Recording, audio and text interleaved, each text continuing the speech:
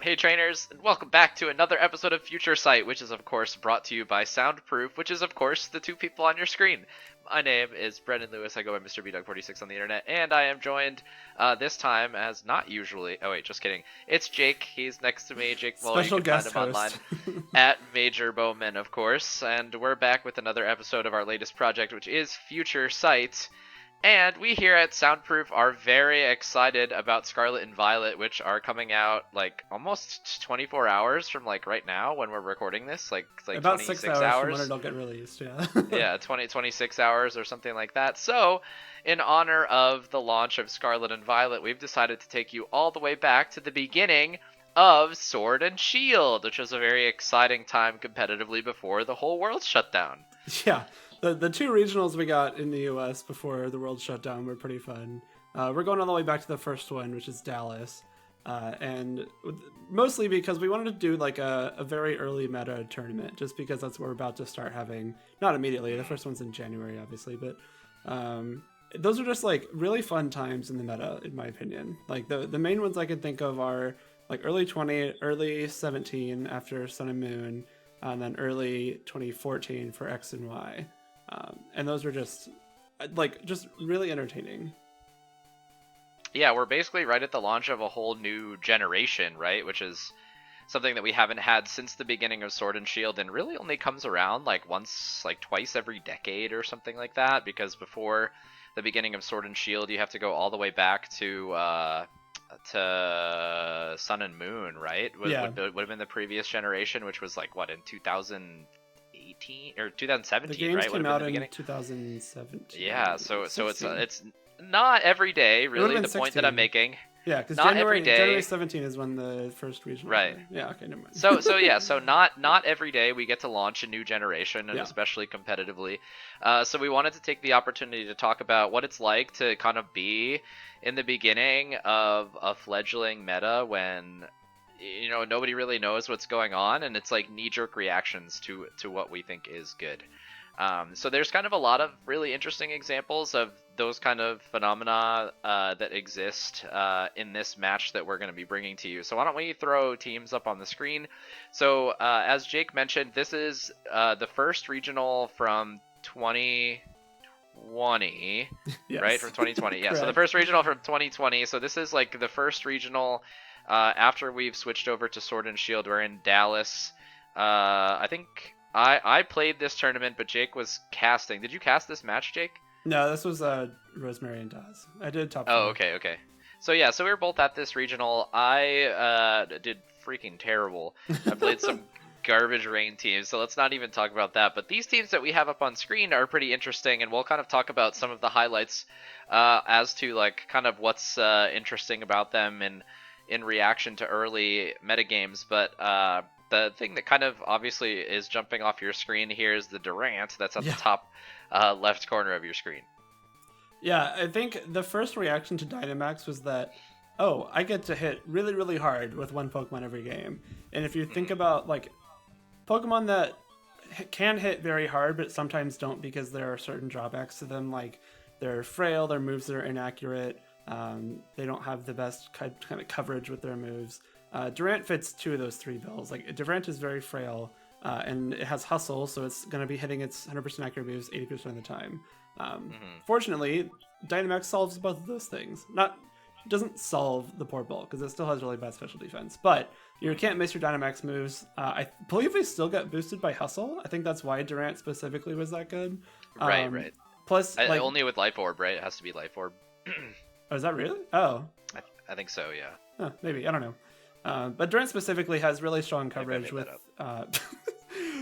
its stabs. Steel in particular is one of the very best max moves we saw throughout the format. Bug is alright. It wasn't used super often, but again, it's just stab on Durant, so it's going to hit really hard.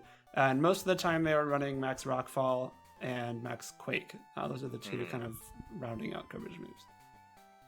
Yeah, so I think another thing is that I think in doubles formats and in VGC, a lot of players typically shy away from Pokemon that are like exclusively single target damage dealers.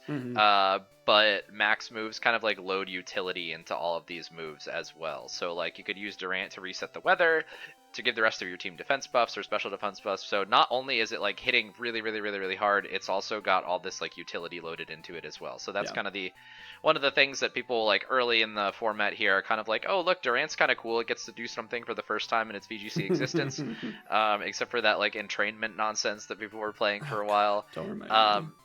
So I think Durant is kind of like a really good example of like, okay, we want this because it hits really hard. And then kind of in the same vein as like, okay, well, what do I want? I have this physical attacker. Okay, we need some intimidate deterrent. Bam, let's put Melodic on the team. Okay, what's a real problem for Durant? Oh, and other things are faster than it. Okay, bam, let's put Whimsicott onto the team. Yeah. Oh, you know what? Why don't we put some redirection on there while we're at it? And you could kind of see like almost exactly what the thought process behind a lot of the kind of elements, and not to be reductive of the team building, but this is just like, you know, a lot of the pieces of this team make perfect sense. Yeah. It's also funny to see some of the other Pokemon on Bingjie's team. Like, Durant is one of them, but like Milotic, Chandelure, Conkeldurr, like after this tournament, really didn't exist for the rest of the year. Yeah, no, they were gone. And part of that is due to the like rotating series like structure of 2020, and the big gap in tournaments, obviously, from the onset of COVID. But it's like, I don't know that had we had more of this format, like Conkeldurr would have been a staple, even though it's in both of these teams in the finals of the first regional. Just kind of funny to think about. I think it was pretty good, actually. It was pretty good for, I think, most of this series, at least. And found its way onto, like, Trick Room teams and stuff like that. But yeah, the point being that, like, Milotic is always one of those Pokemon that's kind of like... And it showed up a little bit more in this series. Especially on... There was that one team that had... It was Life Orb Milotic. Do you remember the team That sounds vaguely familiar, yeah. Yeah. So it was kind of around, but then, like, they didn't really show up after the series rotated out. Didn't it have some, like, really weird coverage? Like Mudshot It was on, something? like, a specific... it has Mudshot, and it was on, like, some specific team that was running, like, Life Orb, Trick Room, Milotic stuff. That sounds familiar now, yeah. I just can't remember exactly what it is. It was so long ago. So let's switch over to the other side of the screen here and talk a little bit about Aaron's team. So one of the things, and I'm like kind of excited to talk about this here, is that we're at a time when people are pretty sure that like Gigantamax Charizard is bad. Like people don't think that it's going to be good, at least until Solar Power is released. Because remember, I'm pretty sure it doesn't have Solar Power at this point, Jake. It does.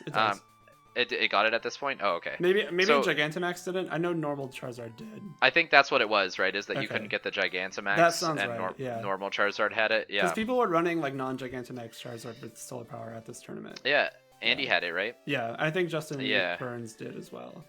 Right, so people are like pretty sure at this point that Gigantamax Charizard is bad, which is like hilarious to think about in hindsight. And people are like, why would you want to run like this like Gigantamax Wildfire when you could just use regular Charizard and set Sun? So part of this, and I think this is like so interesting, is that Showdown had incorrectly coded the way that Wildfire worked. So everybody was under the impression that it was only a 3-turn passive damage, when in reality, they're missing an entire turn of passive damage. So I remember Aaron telling me that at the tournament, and I was like, oh my god, how is this possible that it like that nobody knows this? Like nobody's tested it online or anything like that.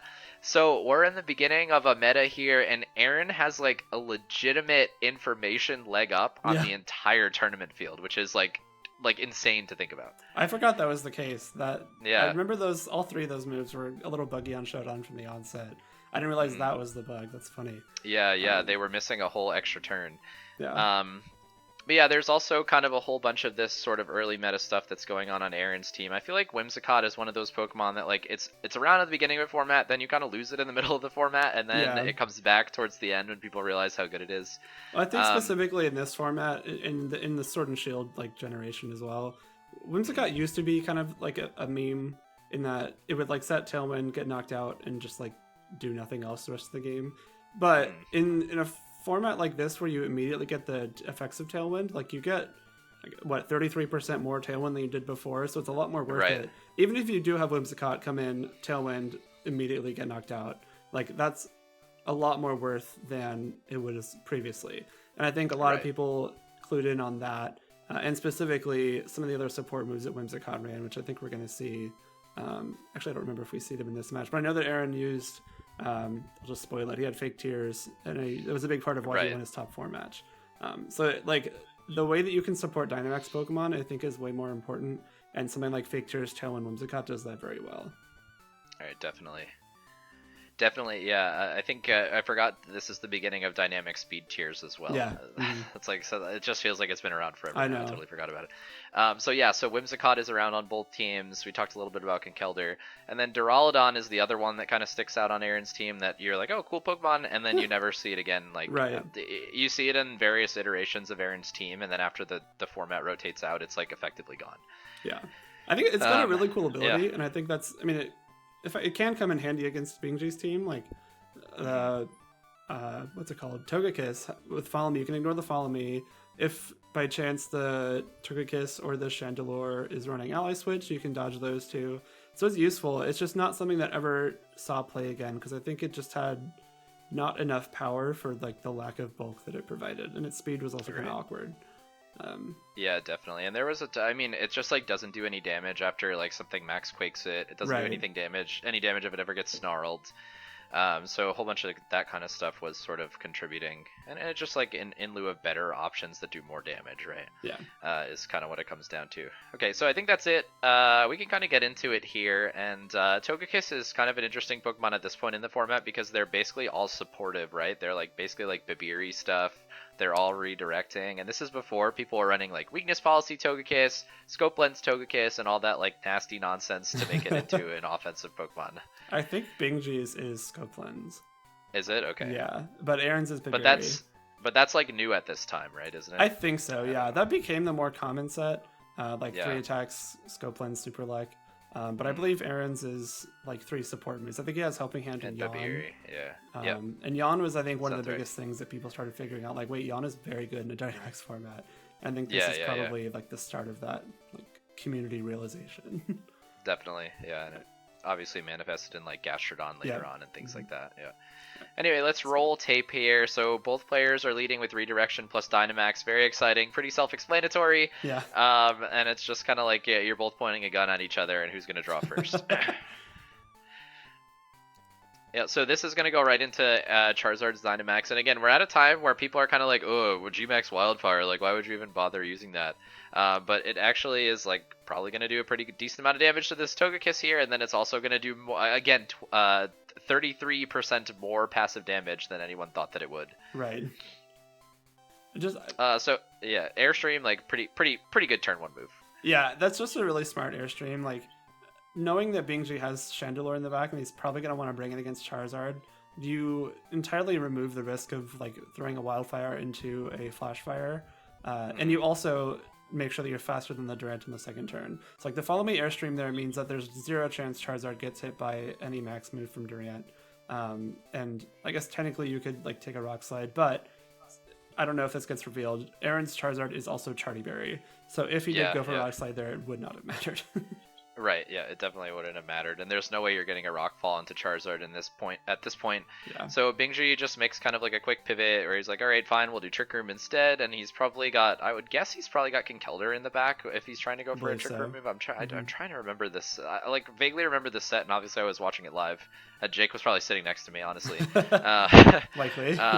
Yeah, probably, unless you were backstage. Well, yeah, so I'm Aaron, gonna stop it right here for a sec. We already see like how good Wildfire is right now. Just because it took Togekiss really low, but notably, like, Togekiss can't stay on the field here or else, like, it's knocked out. But also, you don't want to bring in Durant on a Charizard, and you really don't, you don't want to bring anything in on a Wildfire. Like, just looking at Bingjie's team, unless he's got Milotic in the back, like, Whimsicott obviously can't take a Wildfire. You don't want Conkeldurr to take one. Like, you already have Wildfire's chip damage being really important here. Chandelure doesn't take damage, Fire types don't take damage from Wildfire.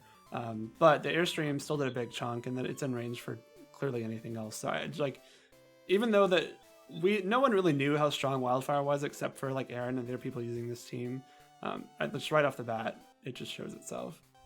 Yep. Yeah, so immediately we're making like a pretty our words ring true here. Yeah, so even with Trick Room up, like Chandelure, you're gonna get to like Dazzling Gleam the Charizard and then do what, Shadow Ball it before you end up losing both your Pokemon. Right. So there's kind of the Scope Lens stuff as well. And then Bingjie actually just goes for the knockout into Togekiss and manages to get it here, but it's just kind of like, it almost feels like the game is over at this point, and then this is just a cover for the Milotic switch, right? Yeah. It's funny to see them use Overgrowth now because we're like so used to them being Rockfall at this point from the end of the meta. Right? Yeah, Solar Beam Overgrowth was like easily the most common third move there. And they were doing Scorching Sand stuff for a while too, weren't they? Oh yeah, I think so. Yeah, they were doing ground stuff for a little while, but I think ultimately that got phased out because it was just like not super useful coverage. And they just wanted to play the mirror. That too, it ended up being such a strong thing. But yeah, again, like we're kind of at this point where like Charizard matchups, like people aren't expecting to play a lot of Charizard mirrors. Yeah. So here comes Kinkeldurr in Trick Room, is like kind of the position that Bingjie wants, but I think there's only 2 turns of Trick Room left, and he's already lost 2 Pokemon. Durant is here in Trick Room, so it's like a little bit of a sketchy position, and Duraludon is actually going to come in from the back here as the Dynamax here. So this is like, Kinkeldurr, I think fighting types were actually really kind of interesting in the early format here, because nobody was really thinking about, well, I guess people were a lot thinking about how the nerfs as far as like max move damage to Max Knuckle and Max Ooze were like actually kind of a big deal, and like deter you from Dynamaxing those kinds of Pokemon. Well, that, and also, oh my god, I forgot how much damage that did. Also, one of the best Dynamax Pokemon at this point in like the early format was Rhyperior, and so I think having something like Kinkeldurr stacks up pretty well into it. Even the Duraludon, like a steel type that has really high defense, I don't know if it eats a max quake, but like it at least forces you to think instead of just like mindlessly quaking there. So I don't know. I think fighting types had more stock early on than I think I just gave them credit for in the last 10 minutes. Right. Yeah. Well, at least at this point, I think in context of Rhyperior, it makes a lot of sense, but they ended up kind of getting phased out a lot because of Togekiss, I think, which was basically like a force for the entire year, even after everything started to rotate around. It started to see more Dynamax play and everything like that. But yeah, anyway, so we're here in this position. I think this is the last turn of Trick Room.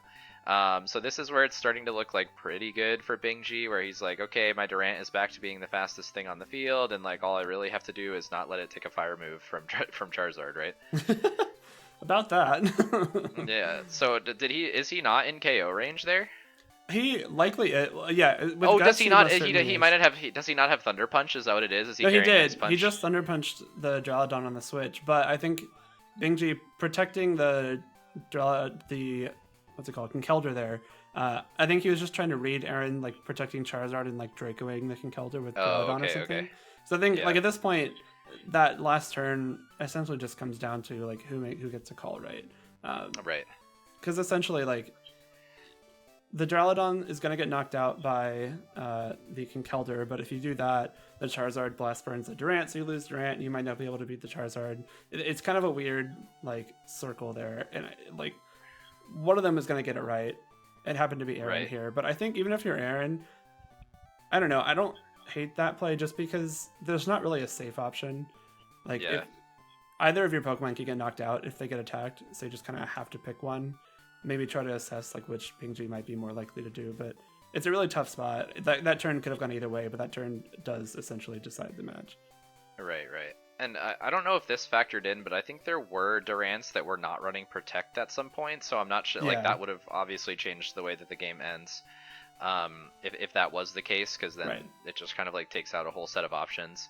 And then another thing that I just wanted to point out, and we're talking about how Aaron is basically like pioneering Gigantamax Charizard at this point, is they are also in the process of inventing Blast Burn Charizard. So there's that as well. Yeah, even like the Solar Power ones, I think they're running Heat Wave. They are, just to be more useful after the Dynamax. But that's a good point. Like from this point on, like every Charizard was running Blast Burn just for the pretty much always. Yeah, for the they were running double fire move at some point even, right? Probably, yeah. Yeah. Okay, so we're into game 2 at this point, and so we kind of know that at the beginning of game 1 that Aaron had the upper hand, and that there's not really a whole lot that Bingjie can do to stop Follow Me plus Airstream. Yeah. So if we hadn't been looking at this screen at this point, I'd be kind of talking about how maybe we can expect some sort of an adjustment so that Bingjie's not losing like pressure with Durant immediately on turn 1. But instead he just goes right back to it and like has some sort of plan to try and play around this. Yeah, and I think like knowing that the Charizard is Blast Burn, that might change how you play this first turn. Because in theory, if you're Bingjie and you don't know that it's Blast Burn, there's a chance he didn't have just any get Heat information. Waves. Exactly. Yeah, you might expect it like a Follow Me Heat Wave, and I'm certain that knocks out Durant even through a Dynamax. Surely does. Yeah. Surely. So like this first turn's a lot more safe now if you're Bingjie, just because you can potentially, max and still spike the Togekiss for a knockout, or just go straight for a Rock Fall that might get redirected into Togekiss for a knockout. And you at least get one turn of knowing that you're not going to get knocked out by the Charizard. Only issue being if Aaron airstreams again, you're just kind of back to square one. Mm-hmm. Yeah, unless Whimsicott is in the back. But I guess at this point, or in this situation, knowing there's no Heat Wave, you get to at least make a trade. Like at the very least, you get to make a trade. Yeah. Okay. Roll it. I think that concept of trading is really important, especially in this meta, where like a lot of times trades have been a thing in the meta for a long time, even if they aren't like called that by name. Like you give someone one Pokemon like just to take out one of your opponent's others. That's essentially just like trading a Pokemon, but you can't trade your Dynamax Pokemon like one for one. That's usually not very efficient, because then your opponent's probably get a lot more out of Dynamax than you are, which is not good. Yeah, that's a good way to win or lose games, is to just maximize use of Dynamax, right? So they're going to trade Follow Me's here. Both Togekiss are just going to take really powerful moves. And then obviously Rockfall with the Guts and the Life Orb boost is going to be enough to take out Togekiss. Regardless of the fact that that's not a stab move for Durant, that's still like a huge amount of damage. And then is it going to be Airstream? It sure is. Is it going to knock out Togekiss? It sure isn't. So this is like back to like a advantage Aaron type situation, just kind of like depending on what he's able to bring in for the back. Yeah, and there's really there's hardly a reason not to Airstream right there, especially because you, one, avoid the Chandelure, two, you make sure you're faster than Durant. Like there's really no downside to Airstream there. So it's just the smartest play, and the Jellicent comes in here too, which is one of the Pokemon we didn't really talk about it much off the front, but not something we saw very often. No, it was pretty much gone after this, right? And this is like an insane play by Aaron, because he basically just like kind of like calls and I guess does Charizard take a Rockfall with a Chardy Berry in Max? I guess that's kind of like one of the big important pieces of it. I don't even think through so. Chardy it doesn't? Yeah, I don't know. I'd have to go Durant. back and do that. So that it decides whether or not that's like a safe play that Aaron makes, or if he just kind of like went for it. But I think the play that he's making is, it's like, fine, okay, I'll get my Wildfire up. Like I'm always going to get to attack. I'll get my Wildfire up, and then if you knock out Charizard, then I just have Trick Room and we can play Conkeldurr games. Yeah. I think that's essentially how it goes. Like if Bingjie Follow Me is there, you still get Trick Room up, even though you're probably trading Charizard. But at that point, your Jellicent's pretty set. Like you know that the Conkeldurr has Thunder Punch, which isn't great for it, but even then you still have to deal with whatever else is in the back, probably Aaron's own Conkeldurr. It like, I even if that's not a quote unquote safe play, that like Wildfire into Durant, like what do you lose if the Durant doesn't, like if the Durant switches out, or if the Togekiss Follow Me's? Like you still get Wildfire active, you still get one knockout into Trick Room for your Jellicent to deal with the Durant. Like I think Aaron's just maximizing his like safety here, in the sense that none of the plays he's making have been super like read heavy, other than you could argue the one turn at the end of game one, but it had to be at that point. Yeah, like out of necessity, right? Yeah, and then he's going ahead and reversing Trick Room there, which is obviously necessary with +2 Charizard if he wants to try and get an Air Slash there. But I think this is basically where like Jellicent takes over the game, if memory serves, or was that in a different round? No, that's this, because like it's Water Spout Jellicent, so you just kind of Water Spout right now, and then what else happens? Yep. Nothing Blast does. Burn. Yeah, Blast Burn. And I always forget that actually has like non-perfect accuracy, so this is not like 100% safe play. Yeah. Oh, and Jellicent actually is like slower at +1 than Trick Room Chandelure, so that's interesting. But it's just going to get a Water Spout off, and then it's going to get finished off by the Sand. So Yeah, so a pretty like it ends up being a pretty clean match for Aaron here, and it looks kind of like, and I had kind of totally forgotten that Heatwave versus Blastburn was a thing until you brought it up, Jake, that like he's playing an information game there, and it's just kind of like a nice little microcosm of the fact that he's playing an information game the entire tournament by just like knowing something about Wildfire that nobody else does. Yeah. And it's just cool because I don't know, these early meta tournaments and matches are so fun just because you see a lot of this stuff get pulled out. Like, I think Aaron Traylor's a good example because, one, he's really smart. Like, he's a very good team builder, very good player, and he's also very well connected. So, like, he builds a lot with Wolf, who's also clearly a great player and builder. And so when you have those two minds together, and I'm sure there are others working with them, but, like, those two minds together are going to come up with some really cool stuff. And especially when you combine that with like the early meta environment, I think that's what's going to set them apart, is that they're going to find like the best parts of the meta quicker than anyone else ever will. And I think they're also going to have a more accurate read on what the rest of the meta is. Which is another thing that's like kind of interesting, because you wouldn't immediately think like that, I don't know, like Durant isn't something that you'd necessarily be like, okay, I'm making this Charizard team, I need to make sure that I prep for Durant. But it's actually like enough of a like a relevant piece of the fledgling metagame at this point that they make sure that they have a game plan for it. And obviously Aaron leads Charizard directly into Rockfall Durant 2 games in a row and wins both games. So it's clear that they have like a pretty good read on some of the matchups that are going on in the meta, and like how to formulate game plans with Pokemon that are available to account for those, so they just know like what the metagame is and how to plan for it really well. Better than anyone. Easily. That team building group is just like unbelievable, right? To be a fly on the wall. Yeah, really, seriously, or just to get a pace spin every once in a while. But so that's we felt it was a pretty good lead into Scarlet and Violet time.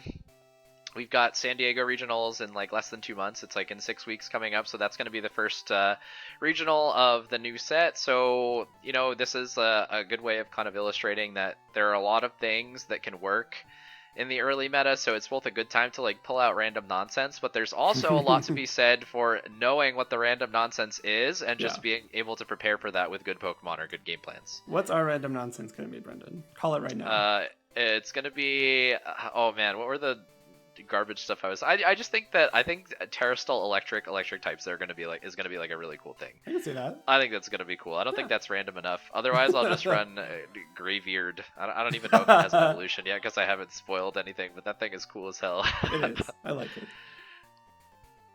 Cool. Well, thanks for coming by.